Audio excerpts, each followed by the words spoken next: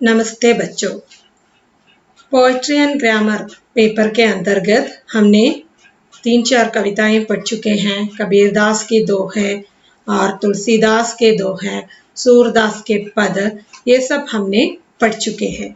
और आगे हमें पढ़ना है मैथिली शरण गुप्त की कविता जो है सखी वे मुझसे कहकर जाते। तो आइए पहले हम देखेंगे मैथिली शरण गुप्त के बारे में। तो मैथिली शरण गुप्त का जन्म 3 अगस्त 1886 में उत्तर प्रदेश में झांसी के पास चिरगांव में हुआ था। तो बचपन से ही इनका रुझान कविता की ओर था। इन्होंने अपना काव्य जीवन ब्रजभाषा से प्रारंभ किया। इन्हें राष्ट्र कवि के रूप में सम्मानित किया गया। भारत के स्वतंत्रता संग्राम के समय में काफी प्रभावशाली सिद्ध होने के कारण महात्मा गांधी जी ने उन्हें राष्ट्र कवि की पदवी भी दी थी। महावीर प्रसाद द्विवेदी जी की प्रेरणा से गुप्त जी ने खड़ी बोली को अपनी रचनाओं का माध्यम बनाया और अपनी कविता के द्वारा खड़ी बोली को एक काव्य भाषा के रूप में निर्मित करने में अथक प्रयास किया। तो देख लीजिए, पहले उन्होंने ब्रजभाषा में ही कविता लिखी थी। स्वतंत्रता संग्राम में भाग लेते समय उनके प्रभावशाली व्यक्तित्व से मुग्ध होकर महात्मा गांधी ने उन्हें राष्ट्र कवि की उपाधि दी है। किसने उन्हें राष्ट्रपति की उपाधि दी है? महात्मा गांधी ने। राष्ट्र कवि के रूप में विख्यात कवि कौन है? वो है मैथिली शरण गुप्त। तो पहले उन्होंने ब्रजभाषा में कविताएं रची थी और बाद में जो है महावीर प्रसाद द्विवेदी जी की प्रेरणा से उन्होंने खड़ी बोली को अपनी रचनाओं का माध्यम बनाया।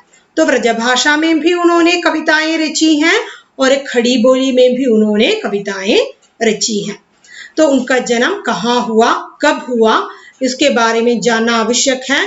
वो तो 3 अगस्त 1886 में उत्तर प्रदेश के झांसी के पास चिरगांव नामक गांव में उनका जन्म हुआ था। और बचपन से ही उन्हें कविता लिखने की बड़ा शौक था। कविता की ओर उनकी जो रुचि थी। तो उनका जो काव्य जीवन ब्रजभाषा में प्रारंभ हुआ और आगे चलकर वो खड़ी बोली में भी रचनाएं करने लगी। और जो स्वतंत्रता संग्राम में भाग लेते समय उनके प्रभावशाली व्यक्तित्व से प्रभावी होकर महात्मा गांधी ने उन्हें राष्ट्र कवि की उपाधि प्रदान की है। मैथिली शरण गुप्त की रचनाएं ये हैं साकेत, यशोधरा, भारत भारती, जयद्रथवध, पंचवटी, सिद्धराज और द्वापर। और उनकी इन रचनाओं की यही खूबी है, जो इतिहास और पुराण से जो उपेक्षित हैं उनको पर्दे के ऊपर उठाकर आगे ले आना उनका मकसद रहा।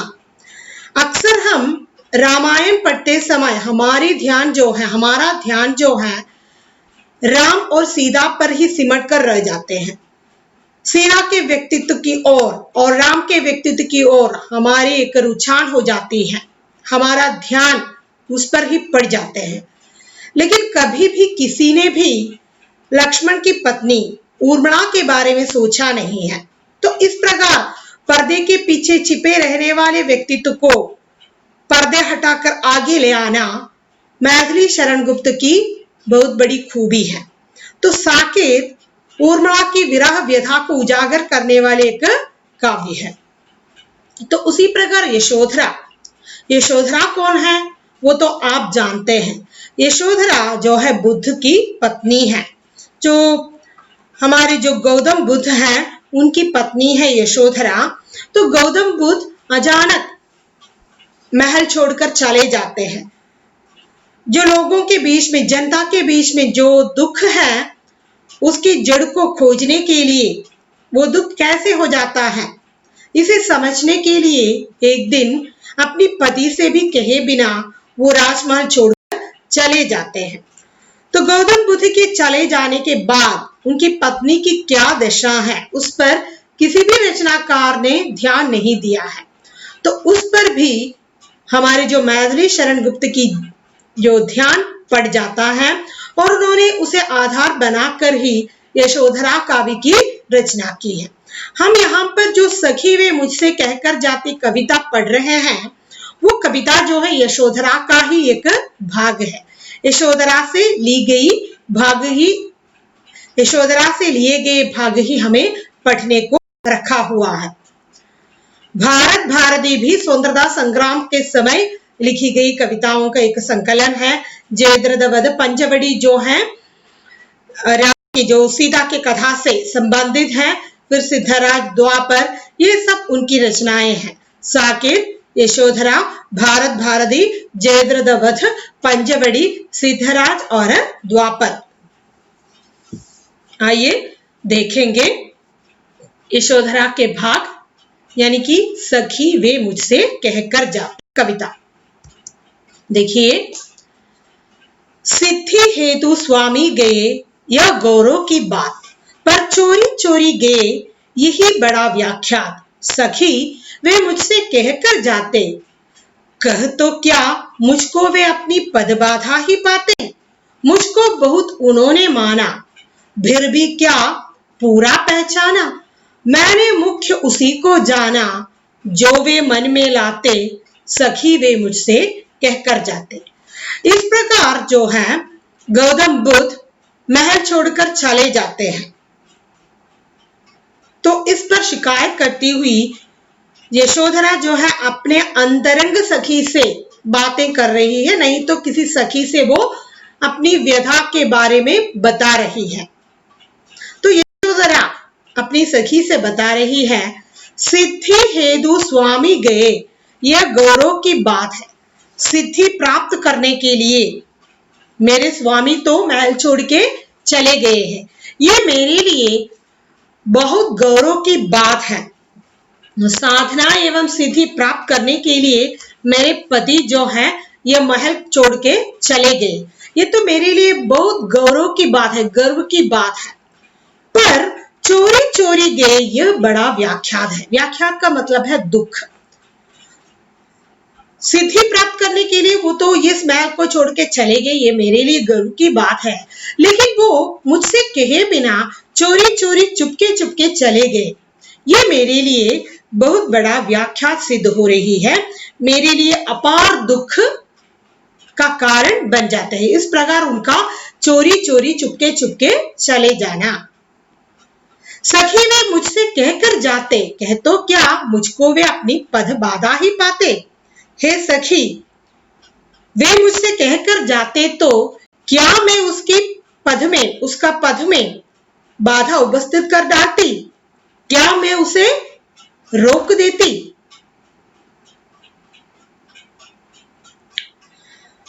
मुझको बहुत उन्होंने माना, फिर भी क्या पूरा पहचाना। मैंने मुख्य उसी को जाना, जो वे मन में लाते। वो आगे बताते हैं, वे मुझे बहुत मानते थे, मेरा पति जो है वो मुझे बहुत मानते थे, लेकिन मुझे अच्छी तरह वो पहचाना नहीं अभी तक। परंतु मैंने तो उनके हर बात को मान लेती थी, मैंने तो उनके हर विचारों को ही मुख्य माना है, लेकिन फिर भी वो मुझसे कहे बिना चले गए।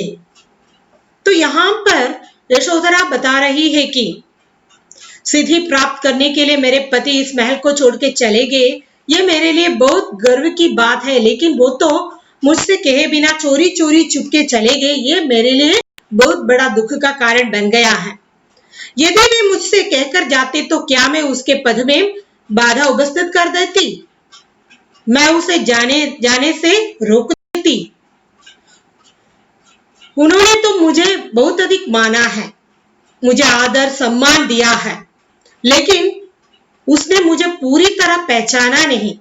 पहचानती तो वो मुझसे कहे बिना नहीं चले जाते। मैंने तो उनके हर विचारों को मुख्य माना है, फिर भी वो मुझसे कहे बिना चले गए।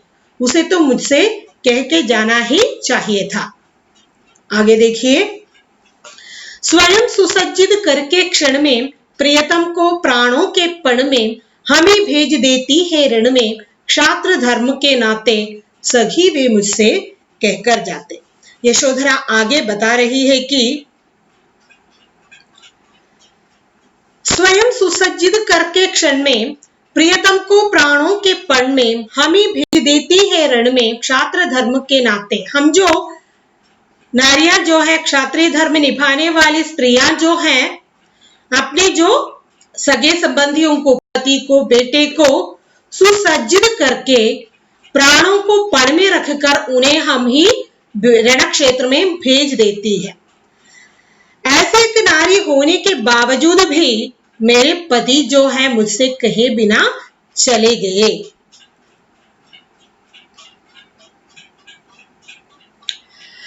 तो यशोधरा बता रही है, हम स्त्रियां हैं, जो क्षत्रिय कुल स्त्रियां हैं, पति, पुत्र और भाई को क्षण भर में अस्त्र शस्त्रों से सजाकर रण में भेज देती है।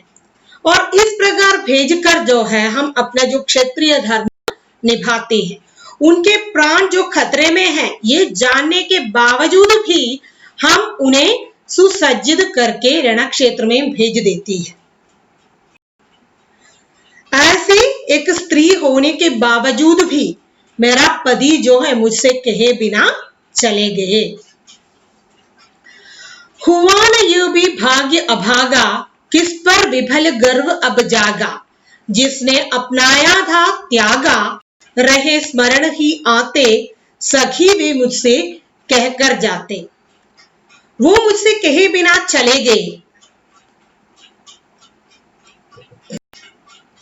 हुआ न यूं भी भाग्य अभागा, इस अभागिन स्त्री की भाग्य में जो है इस प्रकार कहकर जाने का नौबत भी नहीं लिखा हुआ है। फिर मैं विफल होकर किस पर गर्व करूं, क्योंकि जिसने मुझे अपनाया है उसने मुझे त्याग के चले गए। यह चिंता बार बार मुझे कोसती रहती है। मेरे मन में बार बार यही याद आता है कि जिसने मुझे अपनाया है उसने मुझे त्यागा है, उसने मुझे छोड़ के चले गए हैं। फिर मैं किस पर गर्व करके आगे का जीवन जी लूं। इस प्रकार कहकर जाने का नौबत भी मुझ जैसे अभागिन की जो भाग्य में नहीं लिखा है, क्योंकि पति मुझसे कहे बिना चले गए। हुआ न यह भी भाग्य अभागा, इस अभागिन नारी की नियति में इस प्रकार कहकर जाने का भाग्य भी नहीं लिखा है। फिर मैं किस पर गर्व करके आगे का जीवन बिता लूं। हमेशा मेरे मन में यही स्मरण आता रहता है कि जिसने मुझे अपनाया था उसने मुझे त्याग के, मुझे छोड़ के चले गए। जाते समय उसे मुझे कहकर जाना ही चाहिए था। सखी वे मुझसे कहकर जाते।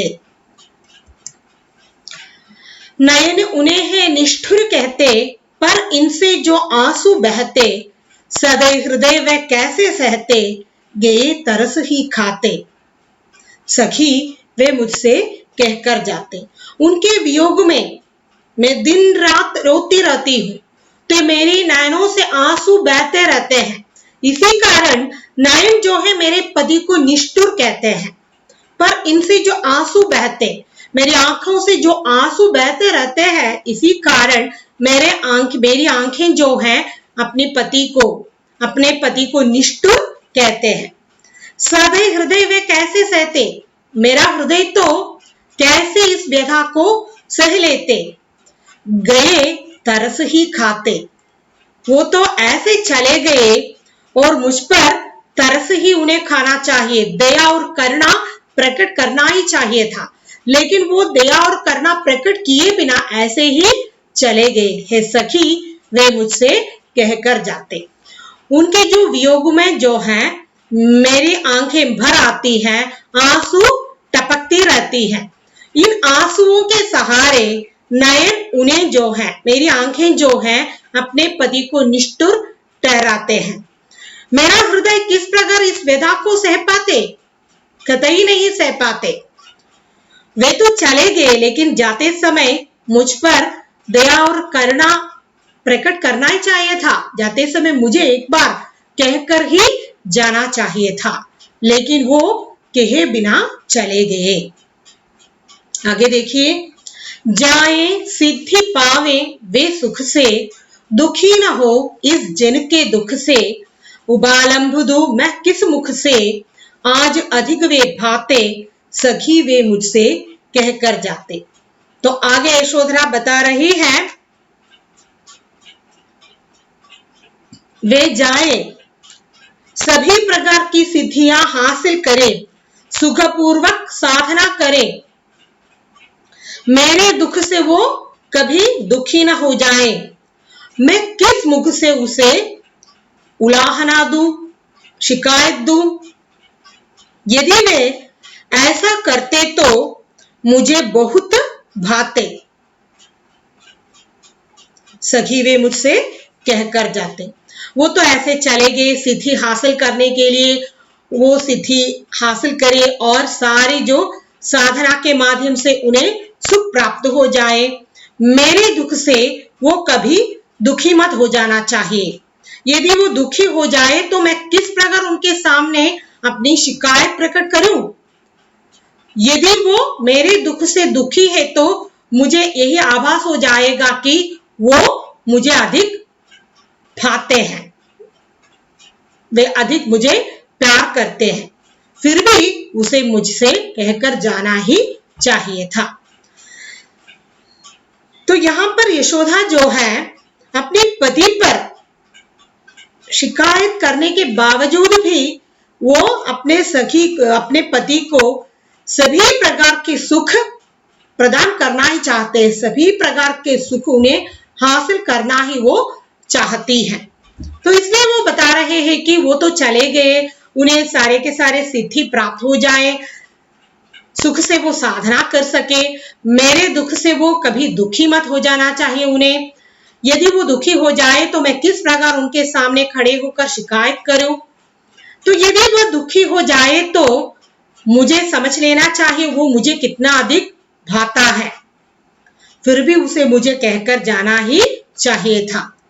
आगे देखिए, गए लौट भी वे आवेंगे, कुछ अपूर्व अनुपम लावेंगे, रोते प्राण उन्हें पावेंगे, पर क्या गाते गाते सखी वे मुझसे कहकर जाते।